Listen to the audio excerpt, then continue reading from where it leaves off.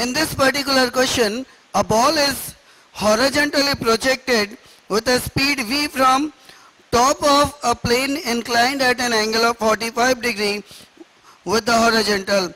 Now it is asked how far from the point of projection will the ball strike the plane. So we have an inclined plane having inclination given to be 45 degree and a ball is projected horizontally with speed v.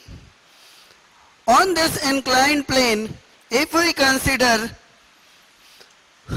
the x-axis along the incline and y-axis perpendicular to the incline, this angle is 45 degree. So x component of velocity is v cos 45 degree and y component is v sin 45 degree.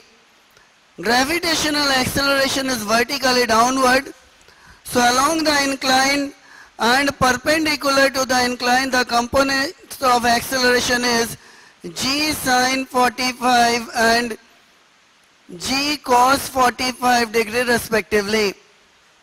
Now the ball will again strike the plane. That means when it strikes the plane, let r be the range and it strikes again on the x-axis. So coordinate of this particular point is r comma 0 and it started from 0 comma 0.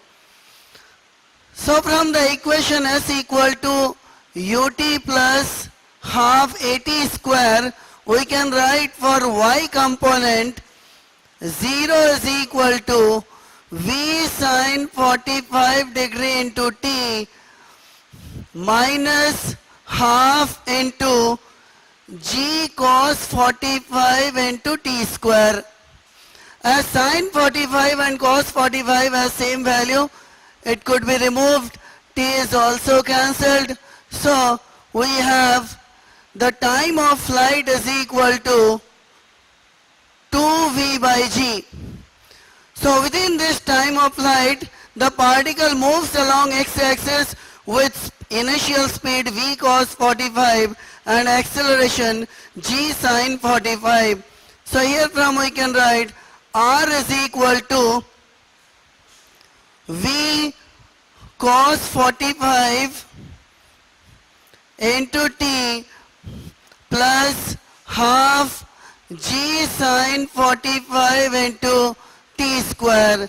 So here from we can have v by root 2 into 2v by g plus g by 2 root 2 into 4v square by g square. So here from 1 g is cancelled, 2 root 2 4 is cancelled, so it is root 2. Here again 2 and root 2 is cancelled and root 2 is left.